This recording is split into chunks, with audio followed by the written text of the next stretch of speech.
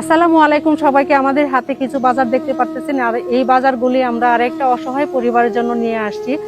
আর অসহায় পরিবারের জন্য আমরা এত কষ্ট করি, অথচ আপনারা ভিডিওটা শেয়ার করেন না। তো আপনাদের কাছে একটাই অনুরোধ, এই ভিডিওটা বেশি বেশি শেয়ার করে সব দর্শকের কাছে পৌঁছে দিবেন। বাইজিৎ বাসায় আছো? তোমার আম্মু কই? ডাক দাও একটু। আসসালামু আলাইকুম। ভালো আছেন?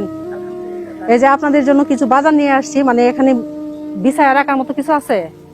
তো দর্শক, ওদের জন্য কিছু বাজার নিয়ে আসছি। আর আগের তারিখে আসছিলাম রমজানে, 3000 টাকা দিয়ে গেছিলাম কিছু ইফতারের বাজার করার জন্য।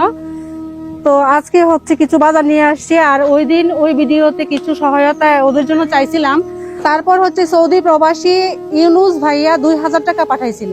আর 2000 টাকা দিয়ে তো অল্প কিছু বাজার হয়, তার মধ্যে আমরা কিছু অর্থ যোগান দিয়ে মানে পুরোপুরি বাজার আনার চেষ্টা করছি। তো বাজারগুলো আপনাদেরকে দেখাইতেছি, ওদের হাতে পৌঁছায় দিতেছি। বাড়িতে আসো। তো আজকে কি রোজা রাখছো? সেহরিতে কি দিয়ে ভাত খাইছো?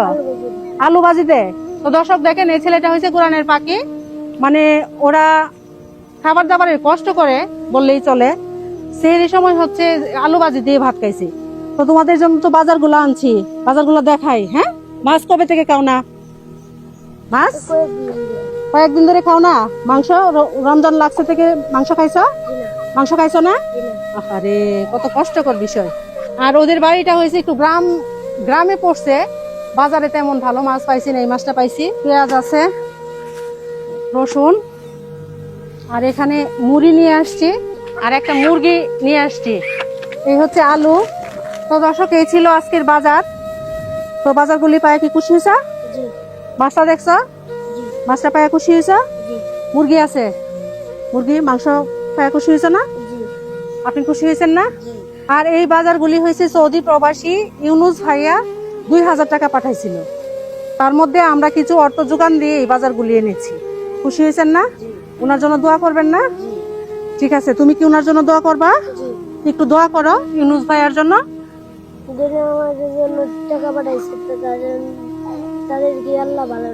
তাদেরকে আল্লাহ ভালো রাখো। ইউনুস ভাইয়ার জন্য কিছু বলেন। উনি একজন মানবিক মানুষ, গরিব অসহায় মানুষের পাশে সবসময় থাকে, গরিব অসহায়দেরকে উনি সহায়তা করে। আপনি কিছু ওনার জন্য বলেন।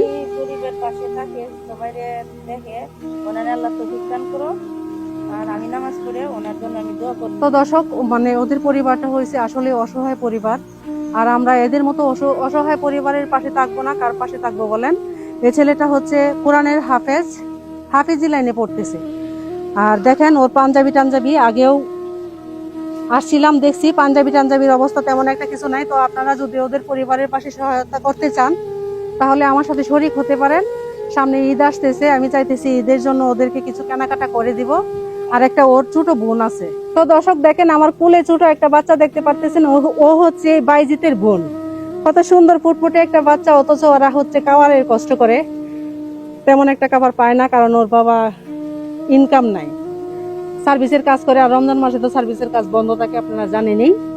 তো আমি চাইতেছি ওদের পরিবারে মানে ঈদ পারপাসে ওদেরকে কিছু কেনাকাটা করে দেওয়ার জন্য। তো আপনারা যদি আমার পাশে থাকতে চান, তাহলে অবশ্যই আমার সাথে যোগাযোগ করবেন। আমাদের এই ধরনের মানবিক কাজগুলি আপনাদের কাছে ভালো লাগলে ভিডিওটা শেয়ার করে সব দর্শকের কাছে পৌঁছে দিবেন, সবাই যেন দেখতে পারে। মনে রাখবেন, আপনাদের একটি শেয়ার পেলে পরবর্তী আরেকজন অসহায় পরিবার নিয়ে আমি আরেকটি ভিডিও বানাতে পারবো। সবাই ভালো থাকবেন। সবাইকে আসসালামু আলাইকুম।